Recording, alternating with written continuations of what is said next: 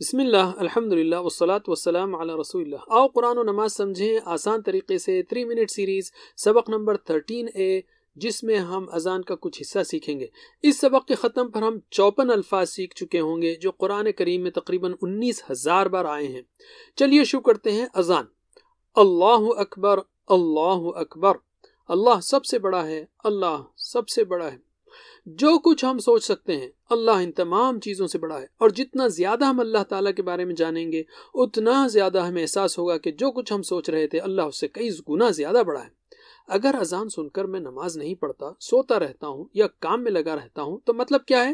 میں اللہ کی بات نہیں سنتا، یعنی اپنی عملی زندگی میں اللہ کو بڑا نہیں مانتا۔ استغفر اللہ۔ ہمیں اللہ اکبر کو اذان میں، اقامت میں اور نماز میں بار بار دہرانے کی تعلیم دی گئی ہے۔ کیوں؟ اس لیے کہ صرف اللہ کی ہمیں تعظیم کرنا چاہیے، اسی سے مدد مانگنا چاہیے، اسی سے امید ہو اور اسی کا ڈر ہو۔ جتنا زیادہ ہم اللہ کے بارے میں پڑھیں گے اتنا ہی زیادہ ہم اپنے دل سے اللہ کو بڑا مانیں گے، اور یہ یقین ہمارے اندر اللہ کی اطاعت اور عاجزی پیدا کرے گا اور ہماری شخصیت کو مضبوط بنائے گا۔ اشہد ان لا الہ الا اللہ، میں گواہی دیتا ہوں کہ اللہ کے سوا کوئی معبود نہیں۔ اشہد، میں گواہی دیتا ہوں، ان کہ لا الہ، نہیں ہے کوئی معبود، الہ کی جمع ہے آلہہ، الا اللہ، سوائے اللہ کے۔ مطلب کیا ہے؟ یعنی میری گفتگو، میرا عمل، چاہے گھر میں ہو یا باہر آفس میں یا بازار وغیرہ میں، یہ بتاتے ہیں کہ میں اس بات پر یقین رکھتا ہوں کہ اللہ ہی اس پوری کائنات کا خالق و مالک، رزق دینے والا اور حاکم ہے۔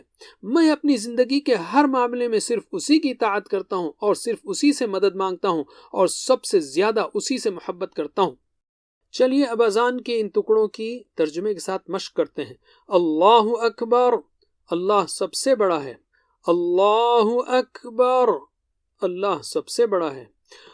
اللہ اکبر، اللہ اکبر، اللہ سب سے بڑا ہے، اللہ سب سے بڑا ہے۔